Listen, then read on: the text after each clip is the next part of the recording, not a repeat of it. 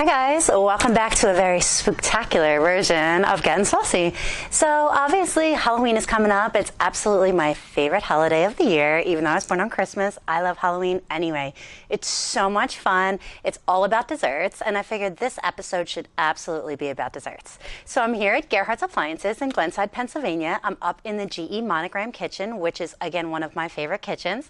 It's got the perfect color scheme for our Halloween episode. I love the red punch.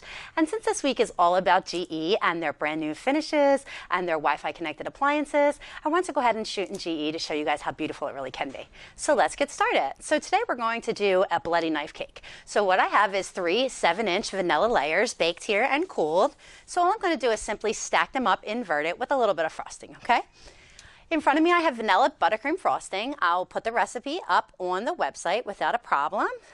It's very simple. You're just going to use butter, a little bit of vanilla, some salt, and obviously powdered sugar. So I'm going to move our plate over to the side so I can get stability. So in between each of your layers, just simply take a plop of your frosting right in the center, create that filling, and then you can go ahead with your second layer.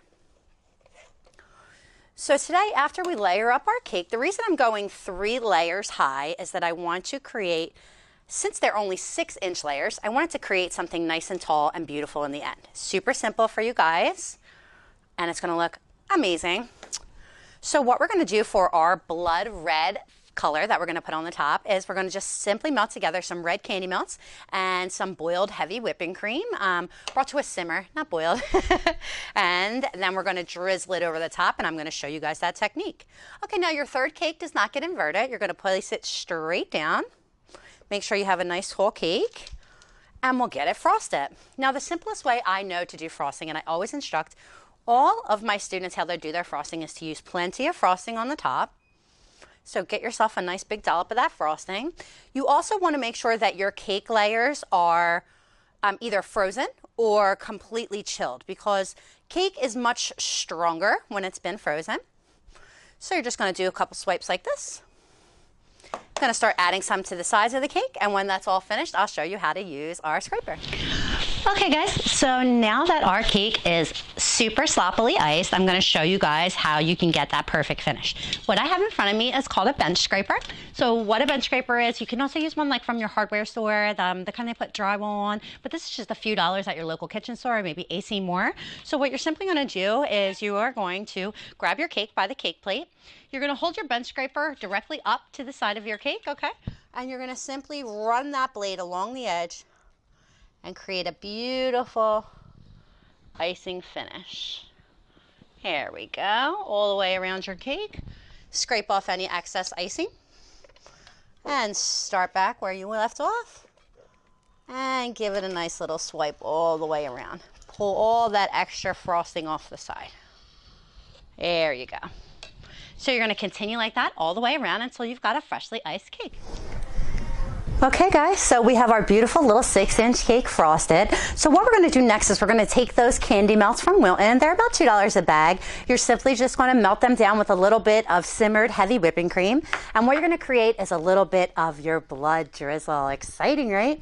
So you're just going to pour it into a simple squeeze bottle. You can use any condiment bottle. And what we're going to do is just start on the edge, and we are going to squeeze out our blood so it runs down the side of our cake, okay? So the more you want it to run, the more you want to let it drip down that one particular place. Then you'll move over a bit, let it drip again, all the way down. Okay guys, all finished. Now we have our top completely filled in and our blood leaking all down the sides of our cake. And what we're going to do is just put on a simple border and a little bit of sugar decoration. So here I have buttercream frosting that we frosted the cake into a Ziploc bag. I'm simply going to use my scissors to just snip off the end, create a little hole, and we'll just pipe a tiny border around the outside of our cake. I'm going to show you guys on this side so you can see. You're just going to squeeze and then release, squeeze and then release, squeeze and then release, all the way around like so. Okay? So you can start your border. And when you're finished your border all around, simply here we have our Wilton sugar decoration. This is just a bloody little knife. And what we're going to do is insert it into that cake right in the front. Perfect. There you go, guys. Simple, spooky Halloween cake that you can make with the kids. I hope you guys enjoyed this episode of Getting Saucy. If you'd like to see more from us here at Gerhardt's, come down to our Glenside location and you can find me, Chef Cheryl, here on the weekends. I can help you with tips, recipes, tricks for your new appliances.